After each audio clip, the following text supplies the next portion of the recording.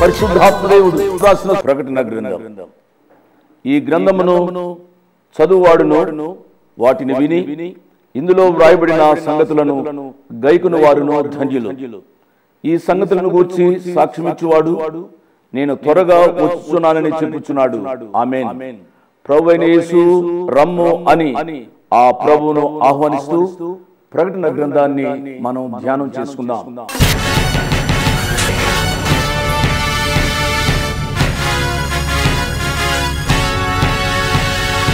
అదిగదిగో కడబూరా రోగునే త్వరలోనా, అదిగదిగో కడబూరా రోగునే త్వరలోనా, అదిగదిగో రాజు రానుండే మేఘాన, అదిగదిగో రాజు రానుండే మేఘాన, ఇక వేదన బాధకు వీడ్కోలు, ఇక వేదన బాధకు వీడ్కోలు. తెలుసుకో ప్రకటన గ్రంథ ధ్యానానా, తెలుసుకో ప్రకటన గ్రంథ ధ్యానానా. క్రీస్తు యేసు పరిశుద్ధ నామాన్ని బట్టి మీ అందరికీ శుభాశీస్సులు. మానవులు అనేకులు ప్రార్థన చేస్తూ ఉంటారు.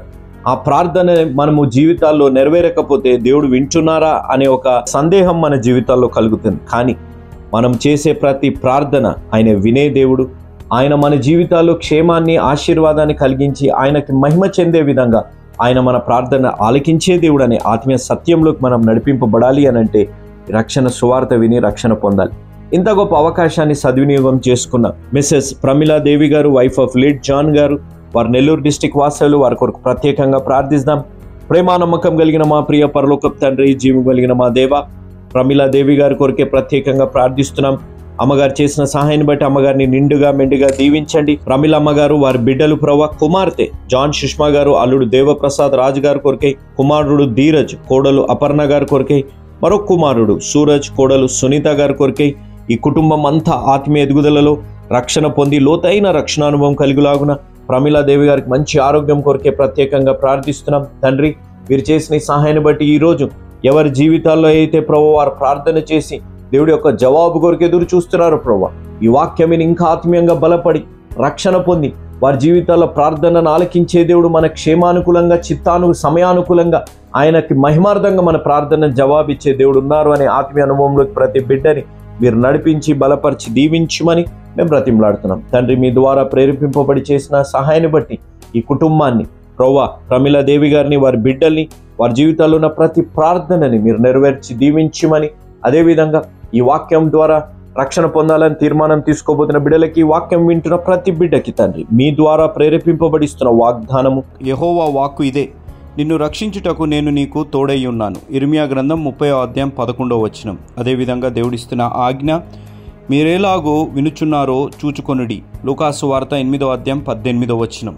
తండ్రి, ప్రార్థనలు ఆలస్యమైనప్పుడు ఏం మాట్లాడాలి, ఏమి చెయ్యాలి అనే ప్రశ్నలు ఉన్నప్పుడు ప్రవ్వా మేము చింతించకుండా మా హృదయంలోది పెదవులకు రాకమునిపే జవాబు సిద్ధపరిచి మమ్మల్ని ఆశీర్వదించే దేవుడు ఉన్నారనే ఆత్మీయ అనుభవంలోకి ప్రతి బిడ్డని మీరు నడిపించి దీవించి ఆశీర్వదించి ప్రమిళాదేవి గారిని, ఈ వాక్యమిని రక్షణ తీర్మానం తీసుకుతున్న బిడ్డలని, ప్రమిళాదేవి గారి కుటుంబాన్ని నిండుగా మెండుగా దీవించి ఆశీర్వదించుమని యేసు నామం అడిగి వేడుకుంటున్నాము తండ్రి. Amen. Praise the Lord. How are you? ఎలా ఉన్నారమ్మా? ఎలా ఉన్నారు బాబు? ఈ వారం అంతా ఏ విధంగా గడిచింది? ప్రకటన గ్రంథ ధ్యానాలు విని చాలామంది ఫోన్లు చేస్తున్నారు. దేవుడు తన వాక్యం ద్వారా మనతో మాట్లాడుతున్నారు. అందులో ప్రకటన గ్రంథ ధ్యానాలు చాలా ప్రాముఖ్యమైనవి. యేసు ప్రభువు వారి యొక్క రాకడ కొరకు మనను సిద్ధపరిచేవి. కాబట్టి మనం ఏ రీతిగా సిద్ధపడాలో చెప్పే ఈ ధ్యానాలను క్రమంగా వినుమని ప్రభు పేరిట మనవి చేస్తున్నాను. దేవుని వాక్య ప్రకారం సిద్ధపడుతూ ఆయన రాకడలో మనం చేరినట్లుగా, మనము ప్రార్థనాపూర్వకంగా సిద్ధపడినట్లుగా పరిశుద్ధాత్మ దేవుని సహాయాన్ని కోరుకుందాం. ప్రార్థన చేసుకుందాం. తలలు వంచండి, కళ్ళు మూసుకునండి. మమ్మల్ని మిక్కిలిగా ప్రేమించిన మా ప్రియ పరలోకపు తండ్రి, వందనాలు, స్తోత్రాలు. నీ కుమారుడు మా రక్షకుడు యేసు ప్రభు వారికి నామ పేరిట మీ కృపాసనాన్ని ధైర్యంగా సమీపించడానికి మీరు మాకిచ్చిన ఆధిక్యత కొరకై వందనాలు స్తోత్రాలు చెల్లిస్తూ ఉన్నాం. ప్రకటన గ్రంథాన్ని ధ్యానం చేయడానికి మీరు మాకు చేస్తూ ఉన్న మీ కృపల కొరకై వందనాలు స్తోత్రాలు చెల్లిస్తూ ఉన్నాం. మీరు బోధిస్తే తప్పనిడి మాకు అర్థం కాదని ఎరిగి మా పామరత్వాన్ని మేము గుర్తెరిగి దాన్ని మీ పాద సన్నిధికి వస్తున్నాం. ప్రభువా, మీరు బోధించండి, మీరు మాతో మాట్లాడండి, మా యొక్క జీవితాలు సరిదిద్దండి. నీ కుమారుడు మా రక్షకుడు యేసు ప్రభు వారి యొక్క స్వారూప్యంలోనికి రావడానికి సహాయపడండి. తద్వారా నీ కుమారుని యొక్క రాకడ కొరకు మేము సిద్ధపడటానికి కృప చూపించమని అడుగుతున్నాను. నాయనా, అనారోగ్యంగా ఉండి కూడా కొంతమంది నాయన వాక్యాన్ని వినడానికి వచ్చారు. నాయన, వారిని బట్టి మీకు స్తోత్రాలు. ఆయన అనారోగ్యంతో మంచాల మీద ఉండి లేవలేక ఆ రీతిగా పనుండి కూడా వాక్యాన్ని వింటూ ఉంటారు. నాయన, ఆ బిడ్డలను దయతో మీరు జ్ఞాపకం చేసుకునండి. మీ హస్తాన్ని చాచండి, ముట్టండి, స్వస్థపరచండి. ప్రభువా, ఆయన ఈ వాక్యాన్ని వినలేక ఆసుపత్రుల్లో మా బిడ్డలు ఎవరున్నారు వారిని ప్రత్యేకంగా జ్ఞాపకం చేసుకుంటున్నాము.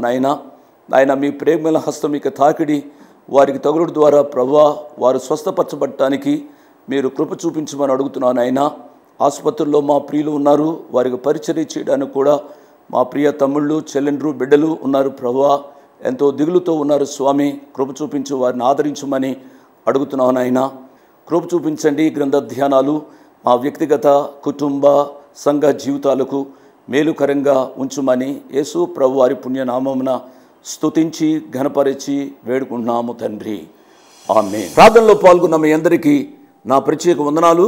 దేవుడు మిమ్మలను దీవించునుగాక. ఇక దేవుని యొక్క వాక్య ధ్యానంలోనికి వెళ్తున్నాను. ఇక ప్రకటన గ్రంథం 1వ అధ్యాయం మీ ముందు ఉంచుకోనండి. యోహాను గారు వ్రాసిన ప్రకటన గ్రంథం 1వ అధ్యాయంలో 9వ వచనం నుండి 12వ వచనం వరకు గత పాఠంలో మనం చెప్పుకున్నాం. 13వ వచనం నుంచి ఈరోజు మనము ప్రారంభించాలి. ధ్యానాంశము యేసు ప్రభువారి యొక్క దివ్య స్వరూపము. ధ్యాన భాగము యోహాను గారు వ్రాసిన ప్రకటన గ్రంథం 1వ అధ్యాయము 13వ వచనం నుండి చివరి వరకు 9వ వచనాన్ని మరొకసారి చదువుతున్నాను.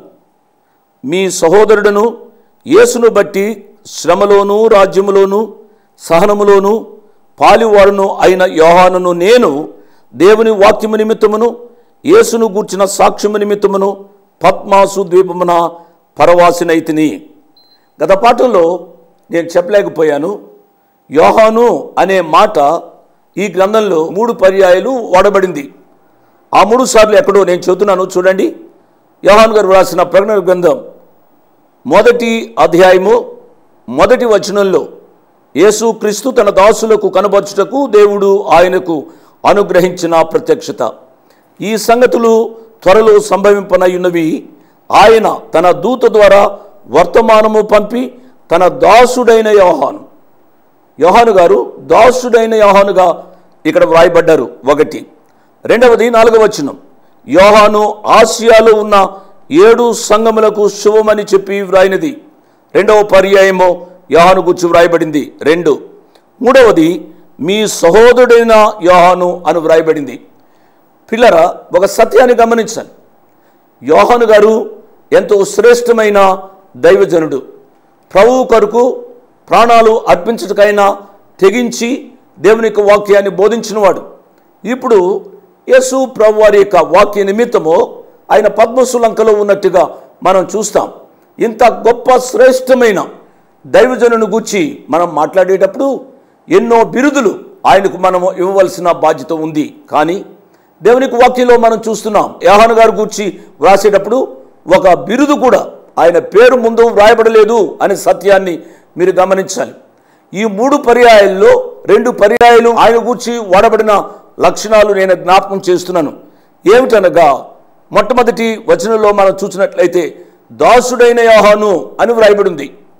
ఇక్కడ 9వ వచనంలో చూసినట్లయితే సహోదరుడైన యోహాను అని వ్రాయబడి ఉంది. గమనించాలి, యోహాను గారు అంతటి వాడే దాసుడుగా పిలువబడటానికి ఇష్టపడినప్పుడు, యోహాను గారు అంతటి వాడే సహోదరుడిగా పిలువబడటానికి ఇష్టపడినప్పుడు మన జీవితాలలో ఎన్నడూ కూడా బిరుదుల కొరకు ఆశపడవద్దు, పేరు ప్రఖ్యాతుల కొరకు ఆశపడవద్దు అని ప్రభు పేరిట మీకు నేను మనవి చేస్తూ ఉన్నాను. గమనించాలి. 1. రెండవది సహోదరుడు అంటున్నాడు కనుక ఈ wants to be called as a brother. కాబట్టి మనము సహోదరులుగా పిలువబడ్డాలి. ఒకవేళ లోకరీతిగా ఏదైనా వరుసలు మనకు ఉన్నప్పటికీ కూడా బేసికల్గా ప్రాథమికంగా మనము సహోదరులము అనే సత్యాన్ని గమనించాలి అని ప్రభు పేరిట నేను జ్ఞాపకం చేస్తున్నాను. ఇట్టి శ్రేష్టమైన యోహాను భక్తుడు పద్మసులంకలో ఉన్నారు, పరవాసిగా ఉన్నారు, శిక్షను అనుభవిస్తున్నారు. కారణం ఏమిటి అనగా ఆయన ఏమైనా తప్పు చేశాడా? ఏమైనా తప్పు చేస్తేనే ఆయన పద్మసులంకలోనికి పరవాసిగా వెళ్ళింది? ప్రియ తమ్ముడు, ప్రియ చెల్లి, ఆయన పద్మసులంకలో పరవాసిగా ఉండడానికి 3 కారణాలు ఇక్కడ వ్రాయబడ్డాయి. ఏమిటి అనగా యేసు ప్రభు వారిని బట్టి ఆయన శ్రమలకు లోనయ్యాడు. ఎందుచేత యేసు ప్రభు వారిని బట్టి ఆయన శ్రమకు లోనైనాడు అనే సత్యాన్ని మనం ధ్యానం చేసినట్లయితే మనం గ్రహించవలసింది ఏమిటి అనగా యేసు అనగా తన ప్రజలను వారి పాపముల నుండి ఆయన రక్షించును. కాబట్టి ఆయనకు యేసు అని పేరు పెట్టబడింది. అనగా యేసు ప్రభు వారి యొక్క రక్షణ సువార్తను ప్రకటించడం ద్వారా ఆయన శ్రమలకు లోనైనాడు అనే సత్యాన్ని మనం గమనించాలి. వాక్యం వింటున్నా ప్రియ తమ్ముడు, ప్రియ చెల్లి, నీ విశ్వాసివా? యేసు ప్రభు వారి కొరకు దాసుడుగా దాసురాలిగా నువ్వు జీవిస్తున్నావా? అయితే నేను మనం చేయవలసింది ఏమిటనగా యేసు ప్రభు వారి యొక్క రక్షణ సువార్త చెప్పవలసిన బాధ్యత మన మీద ఉంది అనే సత్యాన్ని గమనించాలని ప్రభు పక్షంగా నేను మనవి చేస్తూ ఉన్నాను. నెంబర్ 1. నెంబర్ 2, దేవుని వాక్యము నిమిత్తము ఆయన పద్మసులంకలోనికి పరవాసి అయినాడు. అవును, మన యొక్క జీవితాల్లో దేవుని వాక్యమును ప్రకటించవలసిన బాధ్యత మన మీద ఉంది. దేవుని వాక్యము మనను బ్రతికించేది, దేవుని వాక్యము మనకు రక్షణనిచ్చేది. గమనించాలి, ఏదో కళ్ళబొల్లి కథలు లేక మనుషులను కదిలించే కథలు కాదు చెప్పవలసింది అండి. దేవునికి సువార్త సేవలు దేవుని వాక్యమే బోధించాలి అని నేను మనవి చేస్తున్నాను. నెంబర్ 2. నెంబర్ 3, మూడవది ఏమిటనగా యేసును గుర్చిన సాక్ష్యము నిమిత్తము. అవును, మన యొక్క జీవితాల్లో ప్రియ తమ్ముడు, ప్రియ చెల్లి, సాక్ష్యము లేకుండా దేవుని వాక్య ప్రకటన వ్యర్థము అనే సత్యాన్ని గమనించాలి. నా ప్రియ తమ్ముళ్ళరా, నా ప్రియ చెల్లెళ్ళరా, దేవుని సాక్ష్యము, యేసును గుర్చిన సాక్ష్యము మన యొక్క జీవితాల్లో చాలా ప్రాముఖ్యము అనే విషయాన్ని నేను జ్ఞాపకం చేస్తున్నాను. మంచిది. 10వ వచనం, ప్రభు దినమందు ఆత్మవశుడనై ఉండగా బూరధ్వని వంటి గొప్ప స్వరమును ఆయన విన్నాడు. అండి, గత దినాల్లో నేను చెప్పాను, ప్రభు దినము అనే మాట కనుక 2 రీతులుగా మనకు అర్థం కావడానికి అవకాశం ఉంది. The Lord's day, the day of the Lord. ప్రభు దినము అని ఇక్కడ వాడబడింది. ఏమిటి అనగా ప్రభువును ఆరాధించే దినము అని గ్రహించాలని ప్రభు పేరిట నేను మనవి చేస్తున్నాను. కనుక ఆది కాలంలో వారు ఆదివారమున ప్రభువును ఆరాధించడానికి వారు కూడుకున్నారు. ఆదివారమున వారు ప్రభు బల్లను వారు ఆచరిస్తూ వచ్చారు. కాబట్టి ఆదివారమున ఆయన ఆత్మవశుడై ఉన్నట్లుగా దేవుని యొక్క వాక్యంలో మనం చూస్తూ ఉన్నాం. ప్రియ విశ్వాసులారా, ఈ ఆత్మ పారవశ్యంలోనికి వెళ్ళగలిగిన అనుభవాలు మన యొక్క జీవితాలలో ఉండాలని ప్రభు పక్షంగా నేను మనవి చేస్తున్నాను. ఎంతగా ప్రభు యొక్క సన్నిధానంలో మనము ప్రార్థిస్తామో, ఎంతగా ప్రభు యొక్క సన్నిధానంలో మనము ధ్యానిస్తామో అంత ఆత్మ పారవశ్యంలోనికి వెళ్ళడానికి అవకాశం ఉంది. వాక్యం వింటున్న ప్రియులరా, మీ యొక్క జీవితాల్లో ఎన్నడైనా ఈ ఆత్మ వశీకరణలోనికి వచ్చిన అనుభవాలు మీ యొక్క జీవితాల్లో ఉన్నాయా? కనుక యోహాను గారు ఆత్మవశుడై ఉండగా బూరధ్వని వంటి ఒక గొప్ప స్వరము విన్నట్లుగా మనం చూస్తాం. ఈ బూరధ్వని వంటి స్వరాన్ని మనము నిర్గమకాండంలో మనం ధ్యానం చేసినట్లయితే మనకు అర్థమవుతుందండి. అదే పౌలు గారు తెస్సలోనికై సంఘానికి వ్రాస్తూ ఒక మాట అన్నారు, బూరధ్వని వంటి ఒక స్వరము మనం వింటాము, అదే కడబూర, దాన్ని అంటాము రాకడబూర అనే సత్యాన్ని మనము ఆలోచించాలని ప్రభు పక్షంగా నేను మనవి చేస్తున్నాను. అప్పుడు ఆ ప్రభు వారు యోహాను గారికి చెప్పింది ఏమిటి అనగా, నీవు చూస్తున్నది పుస్తకంలో వ్రాసి ఎఫెసు, స్ఫుర్ణ, పెర్గము, తుయితైరా, సార్దెసు, ఫిలదెల్ఫియా, లౌదీకియా అను 7 సంఘములకు పంపమని చెప్పుట నా వెనుక వింటిని. గత దినాల్లో నేను చెప్పాను అండి, 7 సంఘాలు గూర్చి నేను మాట్లాడుతూ చెప్పాను. 7 సంఘాలు కనుక చిన్న ఆసియాలో ఉన్నట్లుగా మనం చెప్పుకున్నాం. ఆ చిన్న ఆసియా, దీన్ని ప్రస్తుతం ఏమంటారు అనగా టర్కీ అని అంటాం. ప్రియులారా గమనించండి, దీని గురించి నేను జ్ఞాపకం చేస్తున్నాను. ఎఫెసీ సంఘము, స్ఫుర్ణ సంఘము, సార్దెసు, తుయితైరా, పెర్గమస్సు, ఫిలడెల్ఫియా, లౌదీకియా, ఈ సంఘాల యొక్క పరిస్థితి ఈ రీతిగా ఉన్నట్లుగా మనం చూస్తాం. ఇది సత్యము. ఎందుకు ఈ మ్యాప్ నేను చూపెడుతున్నాను అనగా దేవునికి వాక్యము ఇది కళ్ళబొల్లి కథలతో అల్లింది కాదు అండి. ఇది చారిత్రాత్మక సత్యము అనే విషయాన్ని శ్రోతలు చూస్తున్న వారు గ్రహించాలని ప్రభు పక్షంగా నేను మనవి చేస్తూ ఉన్నాను. కాబట్టి ఆ స్వరం ఏమిటో అని నేను తిరిగి పిల్లరా, యేసు ప్రభు వారి యొక్క స్వరాన్ని ఆయన పద్మసు లంకలో విన్నారు అండి. గమనించారా? అంతవరకు యోహాను గారు పద్మసు లంక వైపు చూస్తూ ఉన్నారు. పద్మసు లంకలో ఏమున్నాయి? రాళ్ళు రప్పలే ఉన్నాయి. దానివైపు చూస్తూ ఉన్నారు. ఏ మనుషుడైనా సహజంగా మానసిక ఒత్తిడి కలగడానికి అవకాశం ఉంది. 95 సంవత్సరాల వయసులో ఏమిటిది అనుకోవడానికి అవకాశం ఉంది అండి. గమనించాలి. ప్రేమ కలిగిన దేవుడు యోహాను గారిని ఆదరించడానికి పద్మసు లంకలోనికి వచ్చారు అండి. ఆయన మాట్లాడుతున్నారు. యోహాను అని పిలిచి ఉంటారు. వెంటనే ఆయన ఏమిటి స్వరము అని ఆయన వెనుదిరిగి చూసినట్లుగా దేవుని యొక్క వాక్యంలో చూస్తూ ఉన్నాం. ప్రియ తమ్ముడు, ప్రియ చెల్లి, నీ గమనము కూడా నీ శ్రమల వైపు ఉందేమో. నేను వివాహం చేసుకున్నాను. మొదటి దినాల్లో బాగానే ఉంది. ఎందుకు ఈ కష్టం? ఎందుకు ఈ నష్టం? బిడ్డలను కన్నాను, బిడ్డల మాట వినటం లేదు. ఈయన్ని చేసుకున్నాను, కానీ ఈయన త్రాగుబోతైనాడు, తిరుగుబోతైనాడు అని బాధపడుతున్నావు కదమ్మా. బాధపడుతున్నావు కదా బాబు. నీ జీవితంలో కూడా మానసిక ఒత్తిడి ఉండడానికి అవకాశం ఉంది. ప్రేమ కలిగిన స్వరం నేను పిలుస్తుంది. ఏమిటా స్వరము అని నేను వెనుదిరిగా చూచి తిని, అమ్మా బాబు, ఆ స్వరము అలనాడు శిష్యులు పునరుద్ధానుడైన యేసు ప్రభువాన్ని విడిచిపెట్టి చేపల వేటకు వెళదాము అని వెళ్ళిపోయినప్పుడు పిలిచిన ఆ స్వరము, పిల్లలారా మీ దగ్గరైనా ఏదైనా తినడానికి భోజనం ఉన్నదా అని పిలిచిన ఆ ప్రేమ కలిగిన స్వరము నిన్ను పిలుస్తూ ఉంది. తండ్రి, వీరేమి చేయుచున్నారు, వీరు ఎరుగరు గనుక వీరిని క్షమించుము అని సిలువలో పిలిచిన ఆ స్వరము, ఆ క్షమా స్వరము నీతో మాట్లాడుతుంది అనే విషయాన్ని నేను జ్ఞాపకం చేస్తూ ఉన్నాను. ఆయన యొక్క స్వరము ప్రేమ కలిగిన స్వరము, ఆయన స్వరము ఆదరించే స్వరము, ఆయన స్వరము సమాధానమునిచ్చే స్వరము, ఆయన స్వరము భయాన్ని పోగొట్టే స్వరము. నేను కాదు మాట్లాడేది, నేను ఒక సాధనమును మట్టుకి ఆ ప్రేమ కలిగిన ప్రభు నీతో మాట్లాడుతున్నారు. ఏమిటబ్బా ఈ స్వరము అని వెనుతిరుగగా 13వ వచనం, 7 సువర్ణ దీపస్తంభములను, ఆ దీపస్తంభముల మధ్యను మనుష్య కుమారుని పోలిన ఒకని చూచితిని. విన్నారు కదూ? నేను ఇలా వెనుతిరిగిన వెంటనే 7 సువర్ణ దీపస్తంభములను, ఆ దీపస్తంభముల మధ్యను మనుష్య కుమారుని పోలిన ఒకని చూచితిని. గమనించాలి. 7 అనే సంఖ్యను మీరు గమనించాలని ప్రభు పేరు నేను మనవి చేస్తున్నాను. 6 కాదు, 8 కాదు, 7 సువర్ణ దీపస్తంభాలు. గద్దెనాల్లో నేను చెప్పాను. 7 అనే సంఖ్య పరిపూర్ణతకు గుర్తు అనే విషయాన్ని అర్థం చేసుకోవాలి.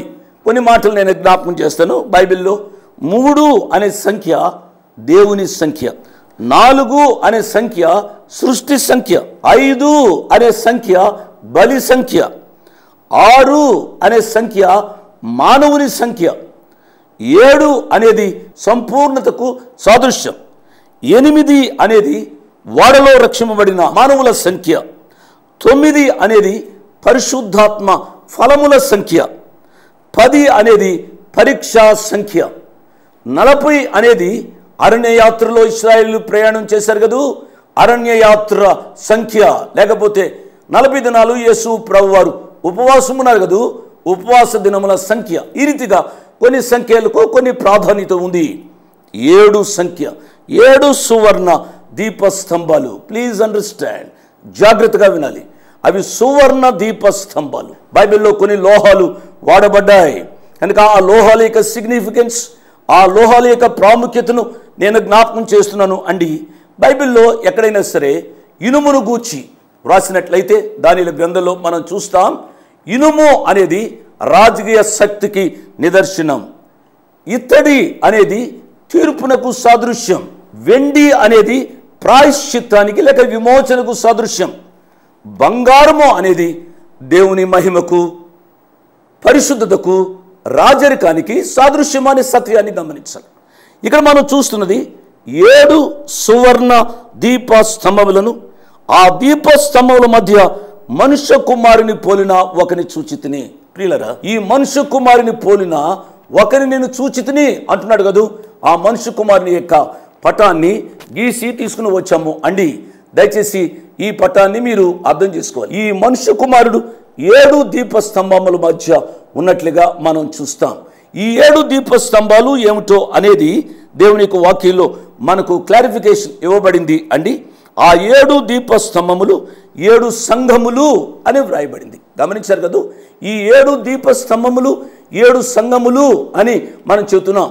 కాబట్టి 7 దీపస్తంభములు అని నేను ఎప్పుడైతే చెప్పానో, ఈ దీపస్తంభములు అనగానే మన మనస్సు ప్రత్యక్ష గుడారం మీదకు వెళ్ళాలి. ఎందుచేత అనగా ఈ ప్రత్యక్ష గుడారంలో వెలుపలి ఆవరణము, పరిశుద్ధ స్థలము, అతి పరిశుద్ధ స్థలం కనుక మోషే గారు నిర్మించారు కదా. ఈ అతి పరిశుద్ధ స్థలంలో దీపవృక్షము లేక దీపస్తంభము పెట్టబడినట్లుగా మనం చూస్తాం. ఈ దీపములో ప్రియులరా, ఈ దీపంలో కనుక ఆ నూనె ఉంది, ఈ దీపంలో ఒత్తి ఉంది. ఇక్కడ యాజకుడు ఉంటాడు. ఈ యాజకుడు ఏమి చేస్తాడు అనగా ప్రతిరోజు నూనె అయిపోతే నూనె పోస్తాడు. అది ఒత్తి అయిపోతే ఆ ఒత్తిని పెడతాడు, లేక ఒత్తి అది మస్ అవుతూ ఉంటే అది కత్తిరిస్తూ ఉంటాడు. ప్రియులరా, he proves the things you know. కాబట్టి ఆ రీతిగా ఆయన ఆ కార్యం చేస్తాడు. మన యొక్క జీవితాల్లో మన ప్రధాన యాజకుడు కనుక మన మధ్య ఆయన సంచరిస్తున్నాడు. 7 దీపస్తంభముల మధ్య ఆయన సంచరిస్తున్నాడు అనగా మన మధ్య చాలా జాగ్రత్తగా మనం చూస్తూ ఉన్నాడు అనే సత్యాన్ని మీరు గమనించాలని ప్రభు పేరిట నేను మనవి చేస్తున్నాను. ఒక సత్యాన్ని మీరు అర్థం చేసుకుంటారా? ఏమిటి అనగా, నన్ను ఎవరు చూడటం లేదు అనుకునవద్దు. నా భర్త చూడటం లేదు, నా భార్య చూడటం లేదు, నా తల్లిదండ్రులు చూడటం లేదు, నన్ను ఎవరు చూడటం లేదు అనుకునవద్దు. గమనించాలి. నేను ఒకని చూచితిని, ఆయన తన పాదముల మట్టుకు దిగుచున్న వస్త్రము ధరించుకుని రొమ్మునకు బంగారు దట్టి కట్టుకుని ఉండెను. పాదముల వరకు కనుక తెల్లని వస్త్రము అది కనబడుతూ ఉంది. ఈ పాదముల వరకు దిగుచున్న వస్త్రము దేనిని జ్ఞాపకం చేస్తుంది అనగా, ఆయన మన కొరకు యాజకత్వాన్ని వహిస్తున్నాడు. నీవు గ్రహించవలసింది ఏమిటి అనగా, నీకు ఒక ప్రధాన యాజకుడు ఉన్నాడు. ఆయన నీ కొరకు విజ్ఞాపన చేస్తున్నాడు. నిన్ను ఎవరు మర్చిపోయినా నీ యొక్క జీవితంలో ఎన్నడూ మరువని నీ ప్రియ ప్రభు నీకు ప్రధాన యాజకుడుగా ఉన్నాడు అనే సత్యాలలో గమనించాలని ప్రభు పక్షంగా నేను మనవి చేస్తున్నాను. అంత మాత్రమే కాదు, తన పాదముల మట్టునకు దిగుచున్న వస్త్రము ధరించుకొని ఒకటి, రెండవది రొమ్మునకు బంగారు దట్టి కట్టుకుని ఉండెను. విన్నారు కదా, బంగారు దట్టి ఆయన కట్టుకుని ఉన్నాడు అండి. రొమ్మునకు బంగారు దట్టి. సాధారణంగా దట్టి ఎక్కడుంటుంది అనగా నడుమునకు కట్టుకుంటారు కదా. మీరు చూసినట్లయితే ఎఫెసీయులకు రాసిన పత్రిక 6వ అధ్యాయము 14వ వచనం, ఎలాగనగా మీ నడుమునకు సత్యమును దట్టి కట్టుకొని నీతియను మహిమరు తొడుక్కొని. విన్నారు కదా. కనుక ఈ దట్టి కనుక నడుమునకు కట్టుకుంటారు అండి. కానీ ఇక్కడ మనుష్య కుమారుడు కనుక రొమ్మునకు కట్టుకున్నట్లుగా మనం చూస్తాం. నడుమునకు కట్టుకున్నారు అనంటే అర్థం ఏమిటి అనగా, అది సేవకు సాదృశ్యం. యేసు ప్రభువారు భూలోకంలో జీవిస్తూ ఉండగా ఆయన నడుమునకు తువాలు కట్టుకున్నారు అండి. ఆయన చేతిలో బకెట్ పట్టుకున్నారు అండి. ఆయన శిష్యుల పాదాలు కడిగినట్లుగా సేవా ధర్మాన్ని ఆయన చేసినట్లుగా దేవునికి వాక్యం సెలవిస్తోంది కదా. ఈ దృశ్యాన్ని మనం చూసినట్లయితే ఈ మనుష్య కుమారుని పోలిన ఆ ఒకరు ఏ రీతిగా కట్టుకున్నారు అనగా, రొమ్మునకు బంగారు దట్టి కట్టుకున్నట్లుగా దేవుని యొక్క వాక్యంలో చూస్తాం. రొమ్మునకు కట్టుకున్నారు అనగా ఆయన బలాఢ్యుడు అనే సత్యం జ్ఞాపకం చేయబడుతుంది. రెండవది బంగారు దట్టి అనే మాట బంగారు పరిశుద్ధతకు రాజరికానికి సాదృశ్యంగా ఉంది. తద్వారా మనం నేర్చుకోవాల్సింది ఏమిటి అనగా, మన ప్రధాన యాజకుడు బలాఢ్యుడు, మన ప్రధాన యాజకుడు రానయ్యున్న రారాజు అనే సత్యాన్ని మనం గమనించాలని ప్రభు పేరిట నేను జ్ఞాపకం చేస్తూ ఉన్నాను. నెంబర్ 2. నెంబర్ 3, మూడవది ఏమిటి అనగా, ఆయన తలయు తల వెంట్రుకలను తెల్లని ఉన్నిని పోలినవై హిమమంతా ధవళముగా ఉండెను. దేవుని నామానికి స్తోత్రం. కనుక తెల్లని ఆయన తల వెంట్రుకలు తెల్లని ఉన్నిని పోలిన హిమమంతా ఉన్నాయి అనగా, మరొకసారి జ్ఞాపకం చేస్తున్నాను, ఆయన జ్ఞానవంతుడు, జ్ఞాని, మహాజ్ఞాని. ఆయన జ్ఞానానికి సాదృశ్యము అనే సత్యాన్ని మనము జ్ఞాపకం చేసుకుందాం.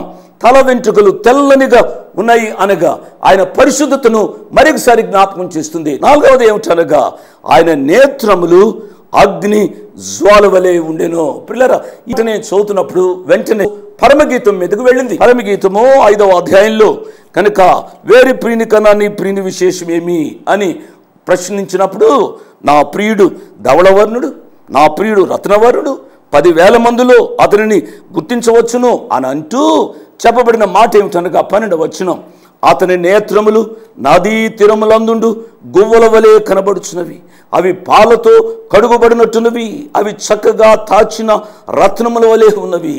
ఆ కన్నులు అవి గువ్వల వలె కనబడుచున్నవి. అమాయకపు కళ్ళు, ప్రేమ కలిగిన కళ్ళు. పిల్లర, ఇక్కడ చూసినట్లయితే ఆయన నేత్రములు అగ్ని జ్వాలల వలె ఉన్నవి అని ఈ ప్రకటన గ్రంథంలో మనం చూస్తూ ఉన్నాం. పిల్లర, ప్రతి చెత్తను దహించే కన్నులు, పాపమును సహించని కన్నులు, పవిత్రమైన కన్నులు. ఆ కన్నులు కలిగిన వాడు దేవారాత్రులు నిన్ను చూస్తూ ఉన్నాడు. మరొకసారి జ్ఞాపకం చేస్తున్నా, నేను చేసిన పాపం ఎవరూ చూడటం లేదు అనుకుంటున్నావేమో, కానీ అగ్ని జ్వాలల వంటి కన్నులు కలిగిన ఆ ప్రియ ప్రభు నీ జీవితాన్ని ప్రతి సెకను, నిమిషము, గంట, దినదినాలుగా చూస్తూ ఉన్నాడు అనే సత్యాన్ని నువ్వు అర్థం చేసుకోవాలి. వాక్యం వింటున్నా ప్రియ తమ్ముడు, ప్రియ చెల్లు, భయపడి అయినా ఏ పాపములో జీవిస్తున్నావో ఆ పాపానికి ఫుల్ స్టాప్ పెట్టి, ఆ పాపానికి చరమగీతం పాడి, కనుక ఆ ప్రభువా నేను పాపిని ప్రభు నన్ను క్షమించు అని చెప్తూ ఆ ప్రభు యొక్క పాదముల చెంతకు రావాలి అని ప్రభు పేరిట నేను జ్ఞాపకం చేస్తూ ఉన్నాను. ఈ 4 విషయాలు మీ హృదయాలలో భద్రపరచుకోవాలి. ఆయన వస్త్రములు ప్రియులరా, పాదముల మట్టుకు దిగుచున్న వస్త్రాలు ఆయన యాజకత్వాన్ని జ్ఞాపకం చేస్తూ వచ్చాయి. ఆయన రొమ్మునకు బంగారు దట్టి ఆయన బలాఢ్యుడైన ఆ ప్రియ దేవుని యొక్క కృపను మనకు జ్ఞాపకం చేస్తూ వచ్చింది.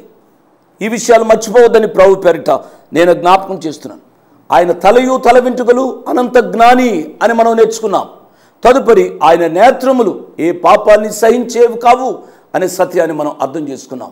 కాబట్టి మనం నేర్చుకున్న పాఠాలు మనము ఆచరిస్తూ ఆయన కొరకు జీవించడానికి మనం ప్రయత్నం చేద్దాం. అట్టి కృప పరిశుద్ధాత్మదేవుడు వాక్యం విన్న ప్రతి బిడ్డకు అనుగ్రహించునుగాక. Praise the lord. మీ ముందుకు రావడానికి ఒక ప్రాముఖ్యమైన కారణం, మేము ఈ టీవీ పరిచర్యని ఎందుకు ప్రారంభించాం, ప్రాముఖ్యంగా తండ్రి అయిన నాన్నగారు, కీర్తిశేషులైన నాన్నగారు జోష్ అన్నగారు ఎందుకు ప్రారంభించారు అనేది వారి మాటల్లోనే విందాం. ఈ కార్యక్రమాన్ని నిర్వహించడానికి నేను ఎంతో ధైర్యం చేశాను అనే విషయాన్ని జ్ఞాపకం చేస్తున్నాను. డబ్బుండి కార్యక్రమాన్ని ప్రారంభించలేదు, నన్ను రక్షించి ఇంతవరకు పిలిచిన ప్రభు ఉన్నారు అని, తదుపరి విశ్వాసులైన మీరు ఉన్నారు అనే ధైర్యంతో ఈ కార్యక్రమాన్ని కొనసాగిస్తున్నాం. విన్నారు కదా, నాన్నగారు ఏ ధైర్యమైతే వారు చేసి టీవీ కార్యక్రమాలని ప్రారంభించారు, మన రక్షకుడైన యేసు ఉన్నారని, విశ్వాసులైన మీరు ఉన్నారనే ధైర్యంతోనే ఈ టీవీ కార్యక్రమాలని మేము కొనసాగిస్తున్నాం గత సంవత్సరాలుగా. ఇక ముందు కూడా మేము కొనసాగించాలి అని అంటే మీలో విశ్వాసులైన మీరు, ప్రేరేపింపబడ్డ వారు మీరు, వచనం వెంబడి వచ్చిన ధ్యానాలు జోషన్న గారివి, పాయింట్ వైజ్ ధ్యానాలు జాన్ స్పర్జన్ గారివి, హీరోస్ ఆఫ్ ది బైబిల్ అనే సిరీస్ ధ్యానాలు భక్త్ సింగ్ నావి కొనసాగేటట్టు మీరు ప్రేరేపింపబడితే, మీరు సహాయం చేసి మీరు నేరుగా నాతోని మాట్లాడవచ్చు. నాతో మాట్లాడి మాకు సహాయం చేయాలనేది నా మనవి. కాబట్టి మీరందరూ ఏ భారమైతే, సేవా భారమైతే నాన్నగారు గత 40 సంవత్సరాలుగా ముందుకు కొనసాగించారు, ఇప్పుడు యవనస్తులమైన మా అన్నగారు జాన్ స్పర్జన్ గారు మాపై ఉంది. కాబట్టి మీరు కూడా ఏ విధంగా నాన్నగారిని అయితే ప్రోత్సహించారు, నాన్నగారిని ఆదరించారు, మమ్మల్ని కూడా ఆ విధంగానే ప్రోత్సహించి ఆదరిస్తారని నమ్ముచు సెలవు తీసుకుంటున్నాను. దేవుడు మిమ్మల్ని దీవించి ఆశీర్వదించునుగాక. ఆమేన్.